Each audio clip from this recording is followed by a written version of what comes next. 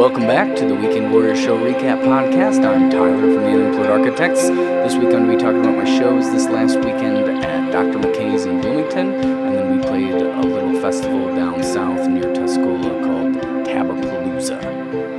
So, I had kind of a special guest this Friday, I guess you could say.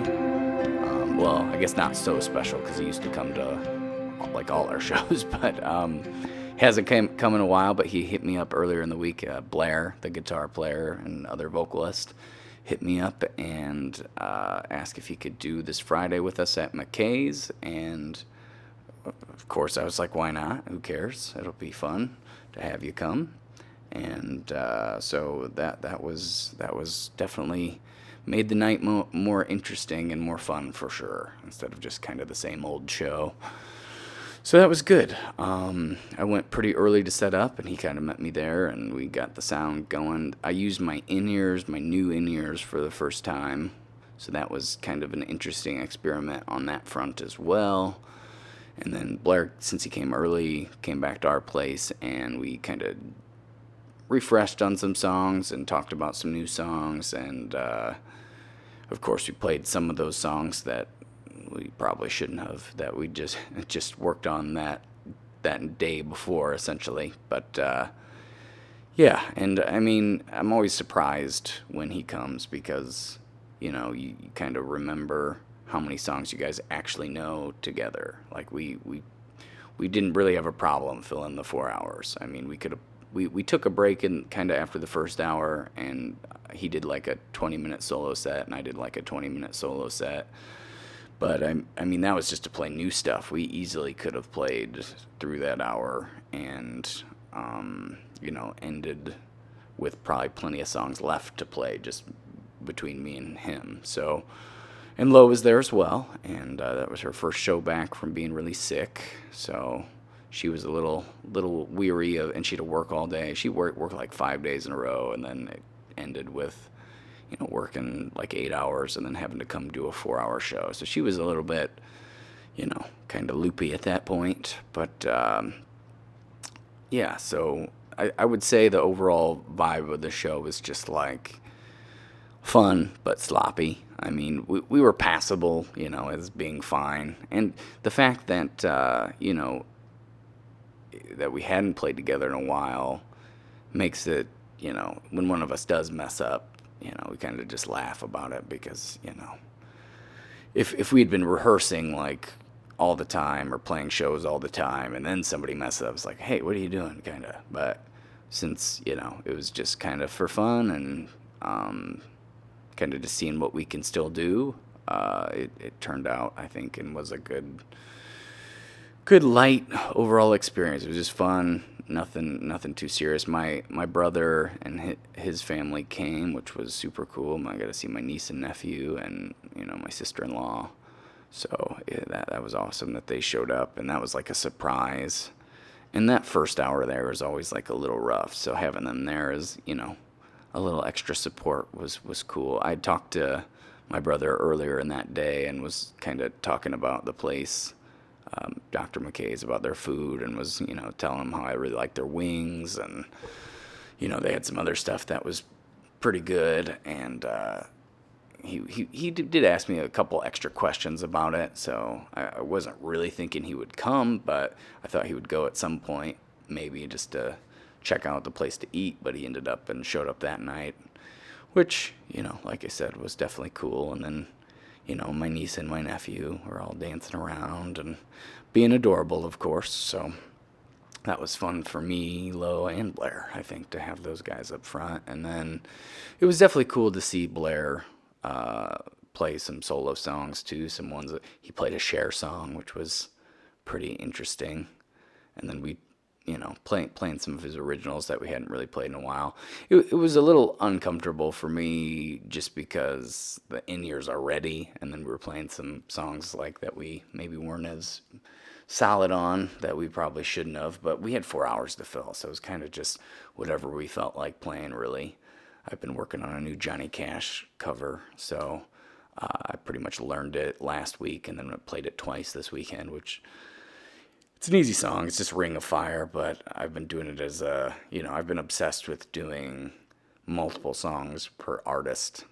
So, and sometimes I'll do like a Johnny Cash song into an Elvis song, or I'll just put a medley of a bunch of similar chord progressions together that are different artists. But lately, I've been doing a back-to-back Neil Young kind of cover, back-to-back Pearl Jam covers, and Dave Matthews back-to-back.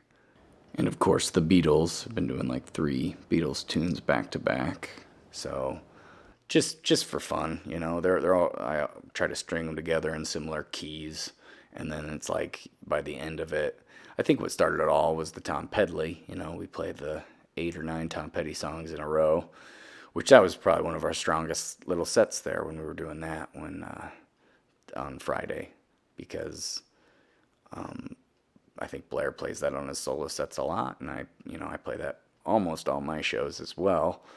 Obviously, it's a little different giving up the reins for those B-side songs, and I'm not really sure at like what tempos he does them exactly, because he usually uses his drum machine and I do the foot drums. So, I felt like I got off a little bit sometimes for what his expectation tempo-wise was. I don't think I necessarily was lined up, but I mean, that being said, it was still fine and fun.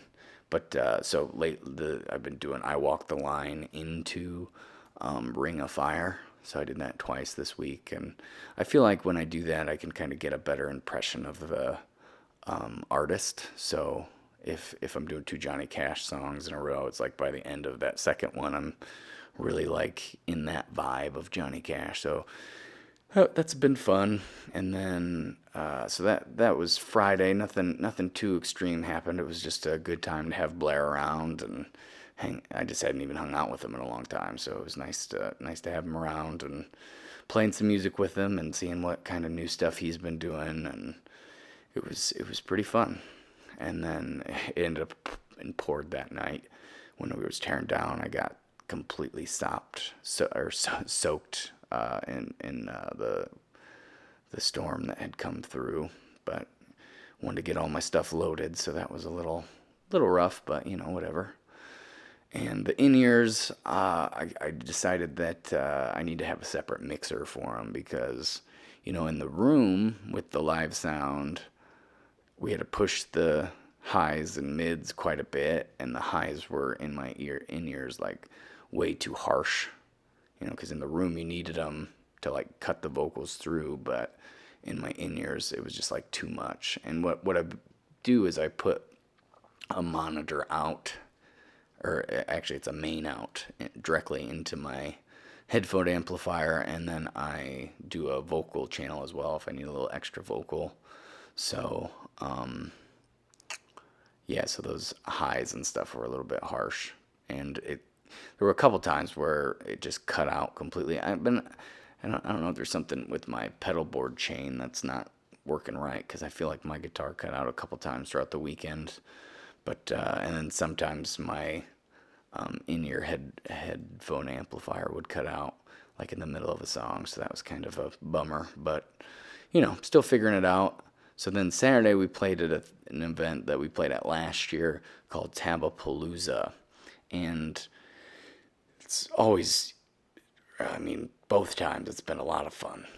It's like it's out in this farmland with a lot of farms and animals, and just way out in the country. There's a lot of Amish people in the area, so you always see those people riding around their horse and buggy, and that their neighbors had a bunch of donkeys, and then it turned out being a pretty nice day. Like there was some talks of rain and how that might affect the show, but we got there. It was pretty nice. A little buggy right at first. It was pretty crazy when we were driving. It's about an hour and a half drive. We were driving away down there, and there was just like this swarm of dragonflies like everywhere. And that, I don't know, I've just never seen that before. And it was like they were there for like an hour and a half, and then they all just kind of disappeared. So, and one of the people that kind of put on the show, Ginny, because Mike and Ginny Tab, they got married at this TabaPalooza last year. And one of her bands is called Jimmy Dragonfly, and right when they were playing, a bunch of dragonflies came. It's really just kind of a weird, crazy coincidence. But yeah, so and those were the people that last week they asked me to cover for one of their shows, and they're the ones who put it on every year. I can't recall how many years they've done it in a row, but it does seem like a pretty regular thing, and they're just super cool people and really, really big supporters of live music. And they had a bunch of great acts before. The guy that when we pulled in, that was playing, he's very, very similar to Jason Isbell. Like, it was pretty remarkable how similar he sounded. But I mean, obviously different songs and different perspective. But I mean, the songs were good and he sounded great. And then we saw Ginny's band JMT Trio play, which I'd never seen a full set by them besides on like Facebook or something. So, and they did, their harmonies were really on point. And Ginny had planned to do one of Mike's favorite songs. Like, she got us all up there to kind of sing harmony and for Mike, which was I can't remember the song name. Dobie Gray, I think, is the artist, and Drift Away was the title. Everybody's heard that song if you'd listen to it. But so yeah, and that was cool, and he was pretty excited about that, so that worked out well. And then kind of a blues band played, and they had played last year. They were called Sapphire. They were really good. They're always really good. Good guitar player and vocals, and drives a 3-piece, and they were just fun. And then we played after that, and I don't know. It was a little weird. I think since people thought it was gonna rain, it was a little bit less of a turnout, and then also everybody that was there was pretty far away from the stage, and then we didn't play till it was after dark. And it was nice that we didn't have to do all our own sound and everything, but it was just a lot of settings. Like, it's still, I brought too much stuff, and I did bring the extra mixer for my in-ears, which I think worked out a little better because it wasn't as piercing sounding. And the whole point, is to be quieter, so that way I'm not getting a loud cymbal in my ear. But I don't know that I've quite figured that part out quite yet. So, but yeah, so it was weird because everybody was so far away, and then it was dark, so then there was lights right in my face, so I couldn't see anybody. Then I had the in-ears on, so I couldn't really hear anybody as well. So it was kind of just like playing at home in my bedroom almost, with lots of lights going, and I was like listening to an iPod at the same time of myself. So it was different. I think overall, though, I think the in-ears made me sound a lot better.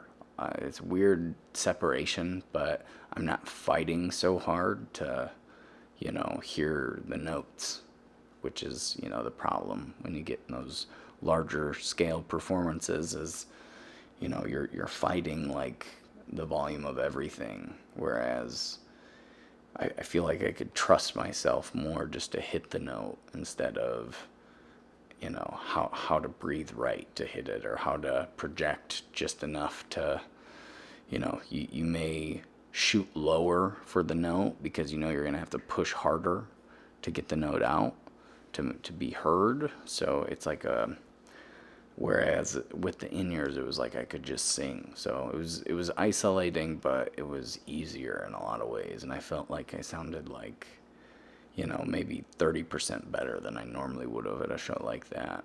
And we didn't do our own sounds, so that part was a little weird. I mean, the guy that was doing it, I don't think was... He was good, but he's kind of newer to it, I think. So, and he had like the iPad out front, so he was adjusting stuff a lot. Whereas me, I would have just had it set and not really messed with it. Except maybe like before or after songs, I would never do that like in the middle. Because, you get kind of comfortable singing a certain way, and then all of a sudden, the monitor would turn up really loud, or vice versa, it would like completely disappear. And so that was, a little bit of a getting used to, but it was still, I think I saw some video and it seemed to sound pretty good. So, and then we brought and I didn't mention that this was Dave Lowe and I. It was the same setup we did last year, so it was fun. I mean, it was nice to sound, like I said, it sounded like I was listening to an iPod of myself, and it was, a decent recording of myself, but it was me doing it live, so it was good. And then I feel like I could hear myself, so good that the mistakes I was hearing probably nobody else could even make out, in the live setting, coming out of the big speakers and the mix of everything. I could hear like a very specific, like, oh, I was a little flat there, oh, I was a little sharp there. But I think because the in-ears allow you to be like way more picky, and so that was cool. But still figuring them out. They cut out a couple times, and the guitar cut out a couple times. A different guitar, which is good. So I know it's not the guitar, but I don't know what was really causing it otherwise. So I'm gonna have to do some recon, maybe my pedal board. And then for some reason, my headphone amplifier would lose power every once in a while. I did it a couple times right away, and then it didn't again after I adjusted where the power was. But it would like come unplugged real easy for some reason. But yeah, and then we were staying the night because we brought a tent and stuff.